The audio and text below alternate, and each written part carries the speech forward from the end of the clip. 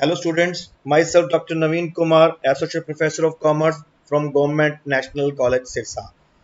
Learning Tally.erp9 की lecture series में आज हम लोग बात करेंगे books and registers in Tally.erp9।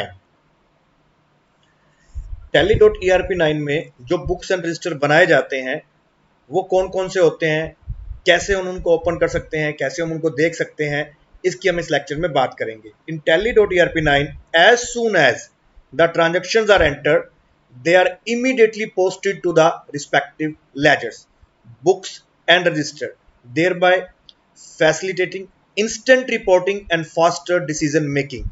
जैसे हम लोग मैनुअल अकाउंटिंग में करते हैं कि हमने कोई जर्नल एंट्री फीड की, जर्नल एंट्री की, उसके बाद उसकी पोस्टिंग करते हैं लेजर में, फिर बैलेंसिंग होती है, बैलेंसिंग करके हम फाइनल अकाउंट बनाते हैं, तब जाकर वो रिपोर्टिंग में जाता है। बट टैली में ऐसा नहीं है। टैली में जैसे ही ट्रांजैक्शन हमने एंटर की वैसे ही उसकी साथ के साथ पोस्टिंग हो जाती है लेजर्स में और डिफरेंट बुक्स में। इमीडिएटली आप किसी भी तरह की रिपोर्ट देख सकते हो। तो इस तरह से रिपोर्टिंग और डिसीजन मेकिंग जो है वो इंस्टेंट होती है, फास्ट होती है। Books of accounts record the transaction detail as entered, जैसे ही एंटर की जाती हैं बुक्स में रिकॉर्ड हो जाता है। Although items are posted to many different ledgers, जबकि जो एंट्रीज होती हैं वो डिफरेंट लेजर्स में जानी होती हैं। तो Tally.erp9 brings all the transaction of a particular category together into a books of account for viewing and printing। तो Tally जो है सॉफ्टवेयर वो अपने आप एक जैसी एंट्री को, जो क्लासिफिकेशन एक जैसी एक पर्टिकुलर नेचर है जिनकी, उनको जिस भी पर्टिकुलर लेजर में या बुक में या रजिस्टर में जाना होता है वहां उनको अपने आप ट्रांसफर कर देता है। For example cash book records the cash transaction, जिससे कैश इफेक्टेड होता है, and sales book record the sale transaction. यहाँ पर अपने आप टैली सॉफ्टवेयर उनकी कैटेगराइज करता है, उनको क्लासिफाई करके उनको डिफरेंट लेजर्स और डिफरेंट बुक्स में पोस्ट कर देता है। Let us see some typical examples कि कौन कौन सी books of account and registered Tally.erp में हम बना सकते हैं और देख सकते हैं, और कैसे देख सकते हैं। जिसमें सबसे पहले आता है सेल्स रजिस्टर, फिर cash book, bank book, statement of accounts, purchase register, general register and day book.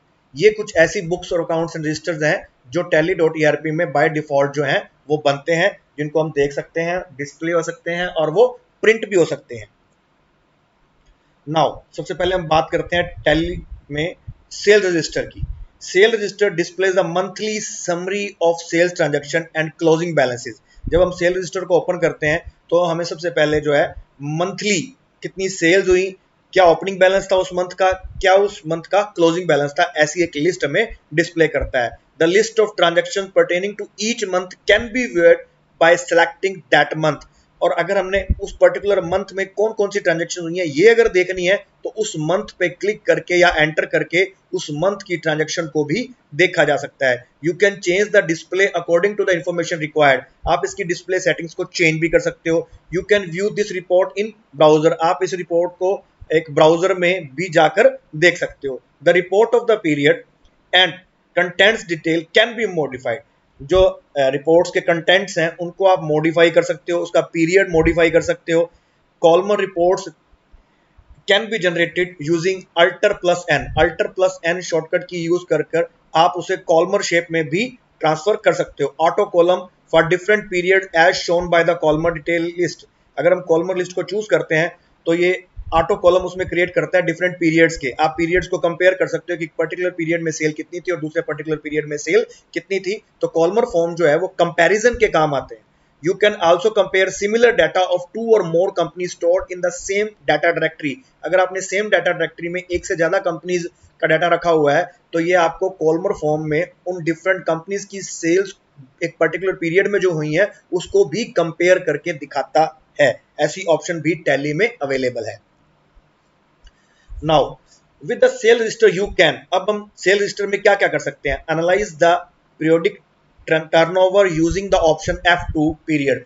हम एक पर्टिकुलर पीरियड की ट्रांजैक्शंस भी उसमें निकाल सकते हैं कि एक पर्टिकुलर पीरियड में, एक पर्टिकुलर मंथ में, 15 डेज में, क्वार्टर में हमारी सेल्स जो है, हमारी टर्नओवर जो है वो कितनी हुई है, ये भी हम एनालाइज कर सकते हैं। Compute the periodic taxes on such turnovers, और जो हमने पर्टिकुलर पीरियड की सेल्स निकाली है उस पर कितना टैक्स बनता है ये भी हम देख सकते हैं। Trace the errors made while recording the transaction. अगर हमने ऑडिट ऑप्शंस यूज कर रखी हैं, ऑडिट ऑप्शंस इनेबल कर रखी हैं, तो इनकी रिकॉर्डिंग करते हुए क्या क्या गलतियां हुई हैं वो भी हम देख सकते हैं।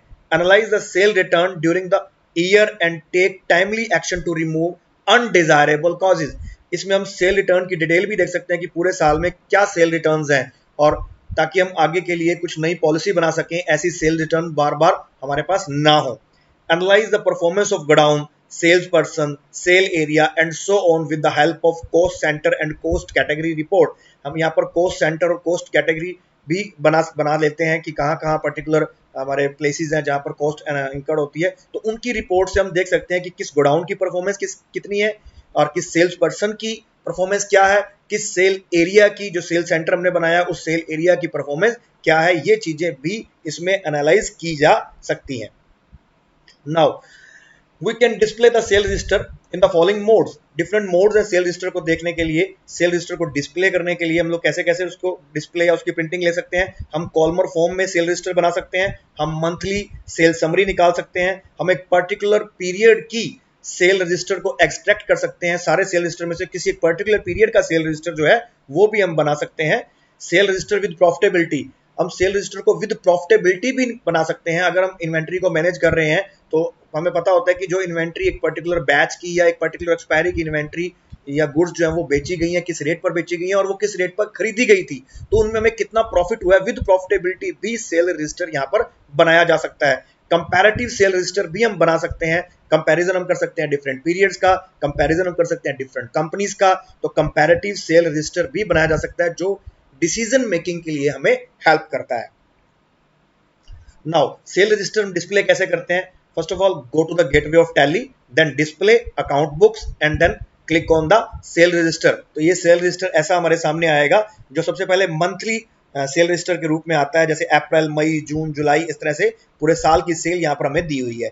इस किसी पर्टिकुलर मंथ पे क्लिक करके एंटर करके उस मंथ में क्या क्या ट्रांजेक्शन हुई हैं, क्या क्या सेल हुई हैं, वो भी हम डिटेल में जाकर देख सकते हैं। और नीचे देखिए ये हमें एक ग्राफ बनाकर भी दे रहा है कि किस पर्टिकुलर मंथ में सेल क्या है, ताकि हम अपनी पॉलिसीज डिजाइन कर सकते हैं कि किस मंथ में हमारी सेल ज्यादा होती है और किस मंथ में हमारी सेल कम होती है। तो डिसीजन मेकिंग में भी ये जो रिप्रेजेंटेशन है, जो प्रेजेंटेशन यहाँ पर ग्राफिकल प्रेजेंटेशन दी गई है, उससे हमें डिसीजन मेकिंग में काफी हेल्प मिलती है। रिपोर्टिंग बहुत अच्छी है यहाँ।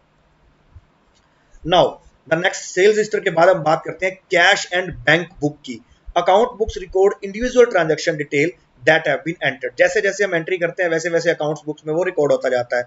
Though the items are posted to the different ledgers, Tally.erp9 brings together all the transaction of one category into the books of account for the viewing and printing। हम अलग अलग ट्रांजेक्शन उसमें एंटर करते रहते हैं, बट टैली उसे back and पे धीरे धीरे अलग अलग कैटेगरी की ट्रांजेक्शन्स को अलग अलग बुक्स में पोस्ट करता रहता है। For example cash book records all the cash transactions.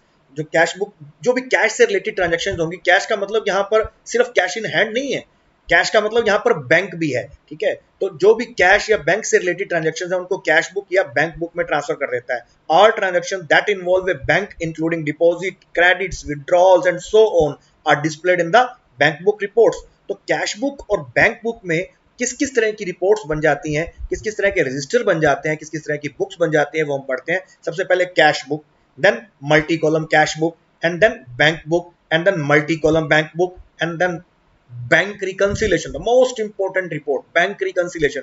हम लोग क्या करते हैं कि बैंक में अपना चेक जो है वो टाइम टू टाइम जमा करवाते रहते हैं, और जैसे ही किसी को चेक काटते हैं हम उसकी बैंक कॉलम में, उसकी बैंक अकाउंट में एंट्री कर देते हैं। बट हो सकता है कि जिस कस्टमर को, जिस पर्टिकुलर सप्लायर को हमने कोई चेक दिया, ठीक है, उसने वो चेक कैश ना करवाया हो, तो हमारी बुक्स के अंदर तो बैंक का बैलेंस अलग होगा और बैंक में एक्चुअली बैलेंस अलग होगा। तो उसके लिए हमें बैंक रिकंसिलेशन पहले मैनुअली बनानी पड़ती थी। बट यहाँ पर टैली आपको ये फैसिलिटी देता है कि आप टैली में ही बैंक रिकंसिलेशन स्टेटमेंट बना सकते हो कि क्या डिफरेंस है आपकी बुक्स में बैंक के बैलेंस का और एक्चुअली पासबुक में बैंक के बैलेंस का। जो डिफरेंस है उसके डिफरेंस के रीजंस क्या है, वो एक बैंक रिकंसिलेशन स्टेटमेंट के जरिए हमें मिल जाते हैं। Now cash and bank book देखने के लिए क्या करेंगे? Go to the gateway of Tally, then display, then account books, and then entered on the cash oblique bank books. तो ये स्क्रीन आपके सामने आती है, देखिए कैश इन हैंड, ये कैश हमारे पास कितना है। उसके बाद बैंक अकाउंट्स, बैंक के हमारे पास डिफरेंट अकाउंट्स हो सकते हैं, डिफरेंट बैंक्स में अकाउंट हो सकते हैं, और एक ही बैंक में current account, saving account, cash credit limit, OD limit, ऐसे अकाउंट भी हो सकते हैं। तो ये सारे यहाँ पर हमें दिखाता है कि हमारा कैश और बैंक का टोटल बैलेंसेस क्या है। ठीक है, ये सब देखो, cash, bank current, bank saving and petty cash, इन सब का टोटल नीचे बताया हुआ, इन सब का टोटल भी करके दिया हुआ, बिकॉज है तो दोनों कैश ही ना, चाहे वो बैंक में है, चाहे वो पैटी कैश के रूप में है, चाहे कैश इन हैंड के रूप में। तो यहाँ पर हमें पूरी डिटेल मिलती है, और इसमें से किसी को भी एंटर करके उसकी डिटेल भी जाकर देख सकते हैं। नाउ जैसे ही हमने किसी पर्टिकुलर बैंक अकाउंट पे एंटर किया, जैसे हमने बैंक सेविंग अकाउंट पे एंटर किया, ठीक है, if you have more than one bank account, select the required bank account and press enter to display the ledger monthly summary. किसी पर्टिकुलर बैंक अकाउंट पे हम अगर एंटर करते हैं तो ये मंथली समरी उसकी दिखा देता है कि किस पर्टिकुलर मंथ में क्या क्या बैलेंस थे। ठीक है, वो भी हमें मिलते हैं, क्या ओपनिंग बैलेंस थे, क्या क्लोजिंग बैलेंस थे, कितना डेबिट हुआ, कितना क्रेडिट हुआ, ऐसी डिटेल मिल जाती है। इसको भी अगर एंटर करते हैं तो ये ट्रांजेक्शन वाइज दिखा देगा। ठीक है, इसमें और डिटेल में चले जाएंगे, नीचे ग्राफिकल रिप्रेजेंटेशन भी है कि किस पर्टिकुलर मंथ में हमारा बैलेंस कितना था। ठीक है, किन मंथ्स में बैलेंस ज्यादा होता है कैश का, किन मंथ्स में बैलेंस कम होता है, तो हमारे कैश इनफ्लोज क्या है, कैश आउटफ्लोज क्या है, ऐसा भी रिपोर्टिंग हमें यहाँ पर मिल जाती है। इसके बाद बात करते हैं स्टेटमेंट एंड अकाउंट्स। जो डिफरेंट स्टेटमेंट्स या डिफरेंट अकाउंट्स हम बनाते हैं वो कैसे। The statement of accounts are derived from the individual transaction but not statutory requirements. Financial statement through derived from the individual transaction tend to show summary totals, ratios, statistics, analyzing a company's financial data in a wide variety of ways. Financial statement include balance sheet, profit and loss account, cash flow analysis, and form part of statutory requirement in most of the countries. तो different type of statements, different type of accounts हमें यहाँ पर मिलते हैं। All books are displayed as monthly summary with opening and closing balances. आप किसी भी तरह का कोई भी अकाउंट, कोई भी लेजर देखते हैं तो सबसे पहले यहाँ पर आपको मंथली समरी के रूप में दिखाता है कि महीने के शुरू में, मंथ के शुरू में ओपनिंग बैलेंस क्या था, मंथ्स में क्या डेबिट क्या क्रेडिट रहा, और उसका क्लोजिंग बैलेंस क्या है। Then select a month and press enter to display the transaction for the month. फिर हम किसी पर्टिकुलर मंथ पे जाकर एंटर करते हैं, एंटर करने के बाद उस मंथ में क्या ट्रांजेक्शन हुई है वो भी हमें दिखा देता है। ठीक है, देन अगर किसी ट्रांजैक्शन को ही जाकर देखना है तो आप उस नेक्स्ट लेवल पे जाकर उस ट्रांजैक्शन पे अगर एंटर करते हो तो पर्टिकुलर वोचर आपको दिखा देता है कि वो वोचर क्या है, वो सेल्स वोचर है, वो परचेज वोचर है, वो रिसीट वोचर है, वो पेमेंट वोचर है, वो कॉन्ट्रा वोचर है, कौन सा वोचर है, वो डिटेल दिखा देता है। और आप उसको अल्टर भी कर सकते हो डिस्प्ले के साथ साथ, यहाँ पर उसको अल्टर भी कर सकते हो ऑटोमेटिकली। जैसे ही आप कुछ अल्ट्रेशन करोगे ऑटोमेटिकली सारे अकाउंट्स में, सारी बुक्स में, सारे लेजर्स में इमीडिएटली जो है वो इफेक्ट हो जाएगा उसका। तो कौन कौन से किस किस तरह की स्टेटमेंट ऑफ अकाउंट्स हमें यहाँ अवेलेबल रहती है, लिस्ट ऑफ अकाउंट्स कि कौन कौन से हमारे अकाउंट्स जो हैं वो इसमें क्रिएट किए गए हैं। Display group summary, display group watcher and display statistics, ऐसी ऑप्शंस हमें यहाँ पर अवेलेबल होती हैं। तो इसमें पहले हम सिंपल लिस्ट ऑफ लेजर्स की बात करते हैं, लिस्ट ऑफ अकाउंट्स की बात करते हैं। Go to the gateway of Tally, then display and then list of accounts. ये देखिए ऐसी स्क्रीन हमारे सामने आती है, जो भी हमारे ग्रुप्स थे, जो भी हमने अकाउंट्स क्रिएट किए थे वो सारे यहाँ दिख रहे हैं। यहाँ पर ग्रुप्स हैं, इन ग्रुप्स के अंडर सब ग्रुप्स या अकाउंट्स होते हैं। तो उसको कैसे देखते हैं, किसी पे भी हम अगर एंटर कर देंगे, ये नीचे दिखाया हुआ है, देखिए नीचे लिखा हुआ है there are 28 groups and 113 ledgers. ये हमें 28 ग्रुप्स दिखाए हैं यहाँ पर, और उसके अंदर लेजर्स कितने हैं, 113 लेजर क्रिएट किए हुए हैं। वो कैसे देखेंगे, इनमें से किसी भी ग्रुप पर अगर आप एंटर करते हैं, ठीक है, तो वन बाय वन उसके अंदर कितने अकाउंट्स खोले गए हैं वो सारे दिखा रहा है। देखिए ब्रांच में ब्रांच डिवीजन अकाउंट है, ठीक है, देन कैपिटल में रिजर्व एंड सरप्लस है, कैपिटल अकाउंट बना हुआ है, करंट एसेट्स में बैंक अकाउंट है, bank current, bank saving, petty cash, cash in hand में कैश, देन लोन्स में loans to employ, stock in hand में स्टॉक, सन्ड्री डेटर में देखो customer A, customer B, customer C, पूरी detail. जैसे जैसे हम एंटर करते जाएंगे ये हमें दिखाता जाएगा। इस स्क्रीन के ऊपर, जो स्क्रीन आपको यहाँ पर दिखाई है, इसमें सामने अकाउंट दिखाए हुए हैं, और यहाँ पर राइट हैंड साइड में देखो लिखा हुआ है 109 मोर। अगर हम और नीचे जाएंगे तो 109 अकाउंट और है। सारी डिटेल हमें यहाँ पर अवेलेबल है, सारी डिटेल। नाउ आगे बढ़ते हैं। अगर हमें स्टैटिस्टिक्स देखनी हो, डाटा देखना हो, तो ये देखिए go to the gateway of Tally, then display and then statement of account में स्टैटिस्टिक्स में जाएंगे तो क्या होगा, यहाँ पर ये देखो दिखाया हुआ सारे का सारा कि अटेंडेंस क्या है, कॉन्ट्रा वोचर कितने डाले, डेबिट नोट कितने डाले हुए हैं, 9 डाले हुए हैं, ठीक है, डिलीवरी नोट कितने डाले हुए हैं, 4 डाले हुए हैं, जनरल वोचर कितने हैं, 25 हैं, ठीक है, ये सारी डिटेल है। और इधर टाइप्स ऑफ अकाउंट्स की डिटेल है, ये टाइप्स ऑफ वोचर की डिटेल थी या टाइप्स ऑफ अकाउंट की डिटेल है। ग्रुप्स कितने हैं, 28 है, लेजर कितने 113 है, कॉस्ट सेंटर कितने बनाए हैं, 2 बनाए हैं, स्टॉक ग्रुप्स कितने बनाए हैं, 2 बनाए हैं, स्टॉक कैटेगरी कितनी है, 5 है, स्टॉक आइटम कितनी है, 16 है।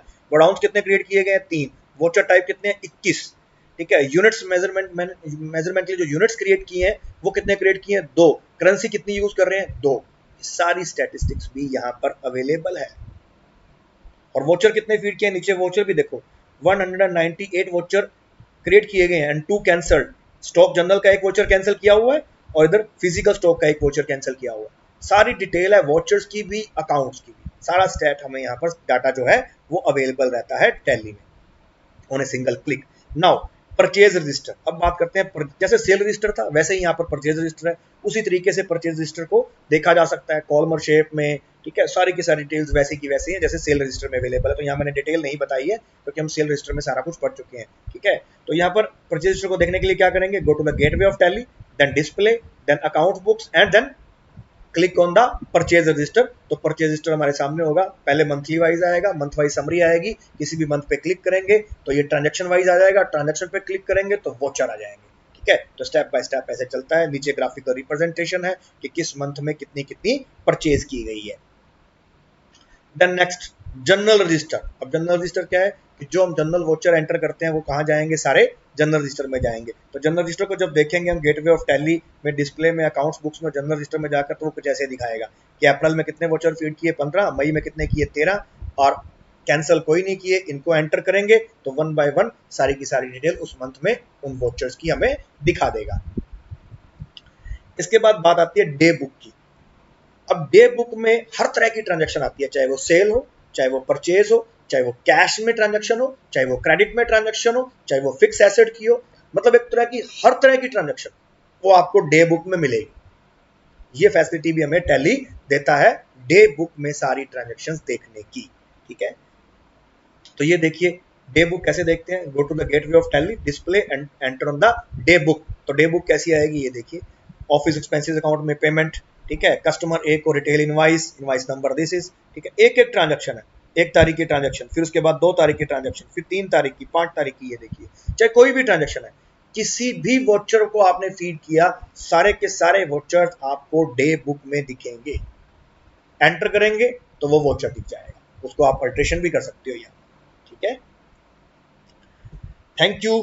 ये लेक्चर था बुक्स एंड रजिस्टर्स, कैसे हम कौन कौन से बुक्स एंड रजिस्टर हम बना सकते हैं, कौन कौन कैसे कैसे हम इन बुक्स एंड रजिस्टर को टैली में देख सकते हैं। उम्मीद आपको लेक्चर समझ आया होगा। Thank you very much.